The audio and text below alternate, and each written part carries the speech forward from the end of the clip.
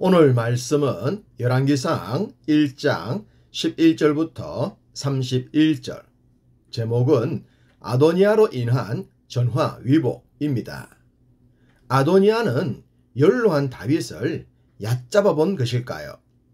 다윗에게 큰 도움을 줬던 사람들과 힘을 모아 스스로 왕위에 오르면 다윗도 어쩔 수 없을 것이라고 생각했던 것 같습니다. 그래서 병거와 기병과 호위병들을 동원하여 스스로 왕위에 오르고자 했습니다.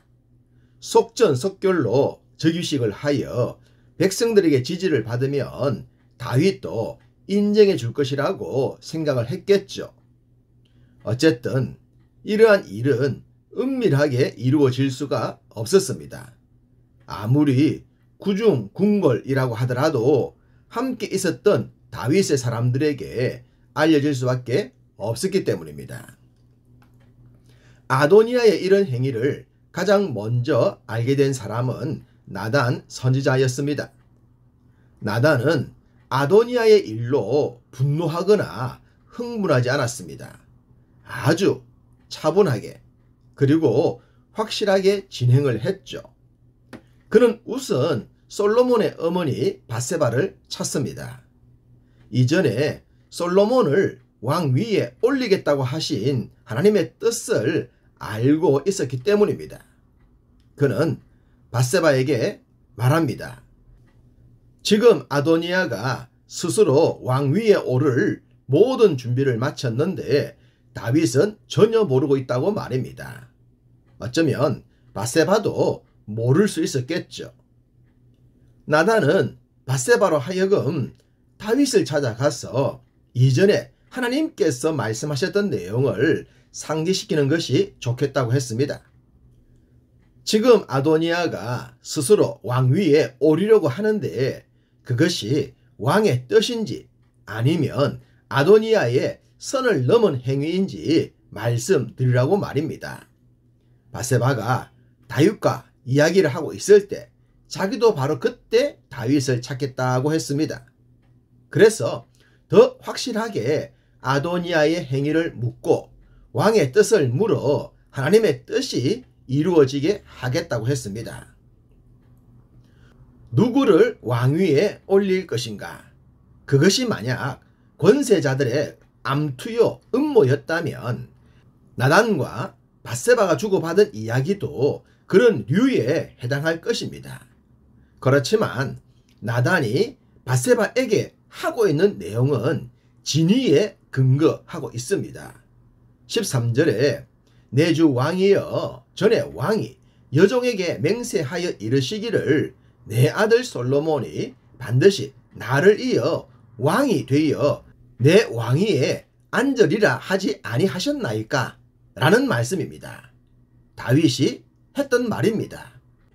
또한 이 말은 단순히 다윗의 말만은 아니었습니다.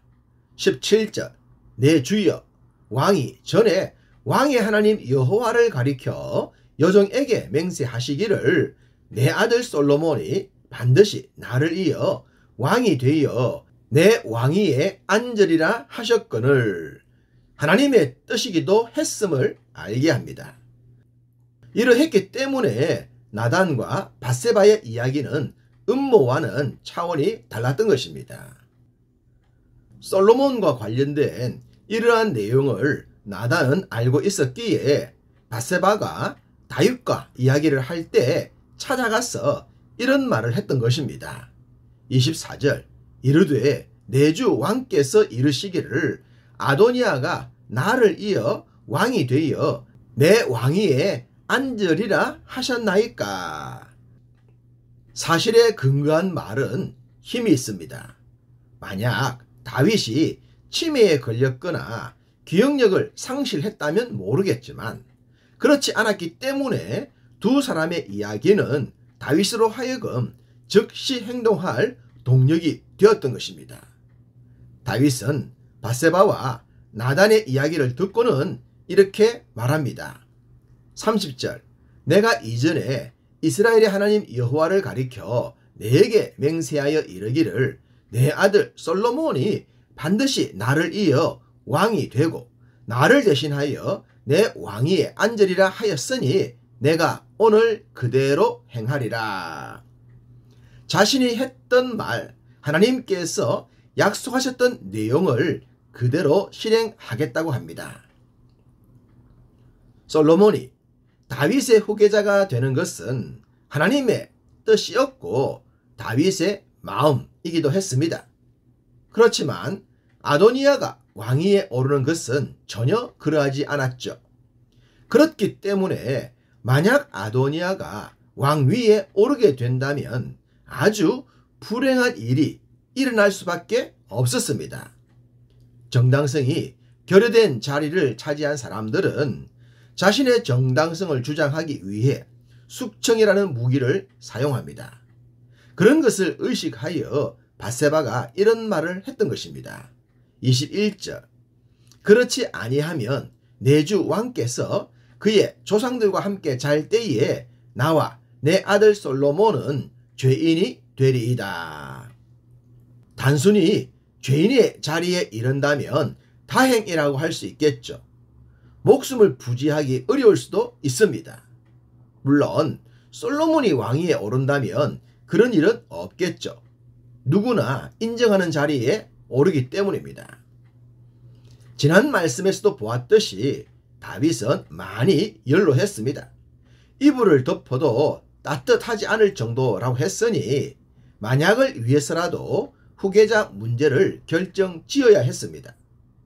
다윗이 이 일을 확실히 하지 않음으로 인해 아도니아가 나서고 만 것입니다.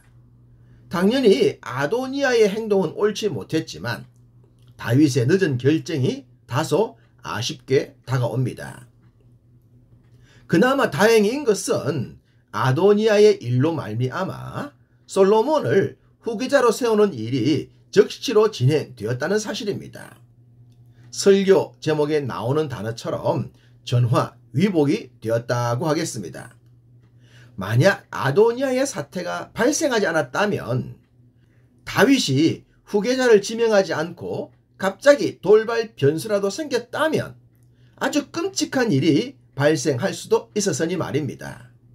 이런 것을 보면 선하지 않은 자들은 자신들이 똑똑하다고 생각하는 일로 인해 오히려 남을 돕는 경우가 종종 만들어집니다. 선한 자의 입장에선 감사하게도 말입니다. 부사장의 자리에 올랐다면 사장이 되고 싶지 않겠습니까? 누구라도 그런 자리에 있다면 더 높은 자리로 올라가고 싶을 것입니다. 왕자라면 당연히 왕의 자리에 오르고 싶지 않겠습니까? 아도니아도 왕자 중에 한 명이었고 그 중에서도 어느 정도 위치를 갖춘 사람이었습니다. 그러했기에 다윗의 뒤를 이어 왕이 되고 싶었을 것입니다. 그렇지만 그는 지켜야 할 선을 벗어나고 맙니다. 우리는 다윗의 또 다른 아들 압살롬에 대해서도 잘 알지 않습니까? 아무리 압살롬이 뛰어난 사람이고 뛰어난 사람들과 함께 했고 백성들의 지지를 받았다고 하더라도 하나님의 뜻에 합하지 않으면 결과는 좋을 수가 없는 것처럼 말입니다. 아도니아도 그러했습니다. 그는 스스로 왕이 되기 전에 하나님의 뜻을 구했어야 했습니다. 그가 진짜로 지혜로운 사람이고 진짜로 백성들의 지지를 받고 싶다면 말입니다.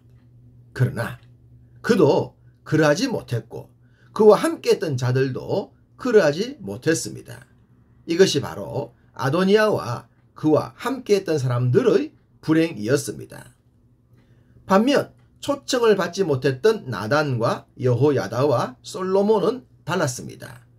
철저히 하나님의 뜻을 따라 행동을 했기에 그들은 훗날 진정한 승리자가 될 수 있었습니다.